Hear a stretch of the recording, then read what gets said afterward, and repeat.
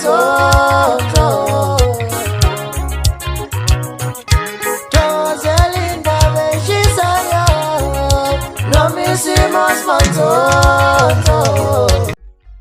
Indida nge-VN eputshukile kaMama kaPupu. Ngubingelele ungamukele mbuyele emakhaya kweSimanzozo lapho kutholela khona indaba ehamba phambili. Ngalesi sikhathi kudonsa indaba zokuthi sequbuke umsindo omkhulu emva kokuthi kusabalale ivideo noma i-VN ye-ex yabegcwamelisha uMama kaPupu. Kule VN le uMama kaPupu yasho ngempela ukuthi uma ethanda yena engabuyela kwigcwamelisha njengoba sebahlukana. Ngizokhumbula ngempela ukuthi uMama kaPupu wahlukana negcwamelisha wathola isoko elisha kumsoco.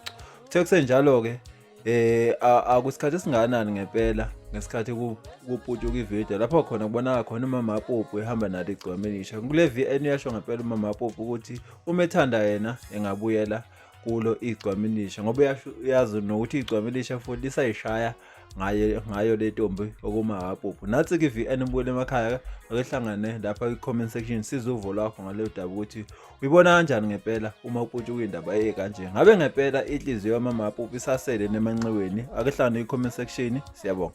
Ngingabuyela nje kumthandeni mangithanda.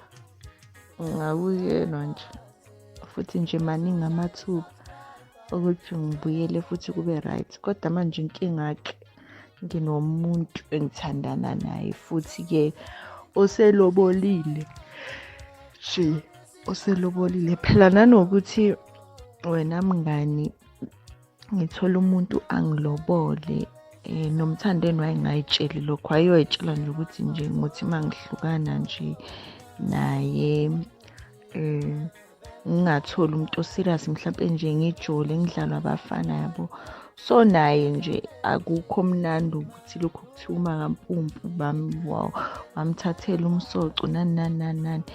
Akukho mnandi lokho mfethu. So naye nje noma ngathiwa-ke naye akasenalo lolo thando but ukuthi naye azwise labo bantu laba bamthukayo ubuhlungu yabo. So naye nje ngenza noma ngabe yini.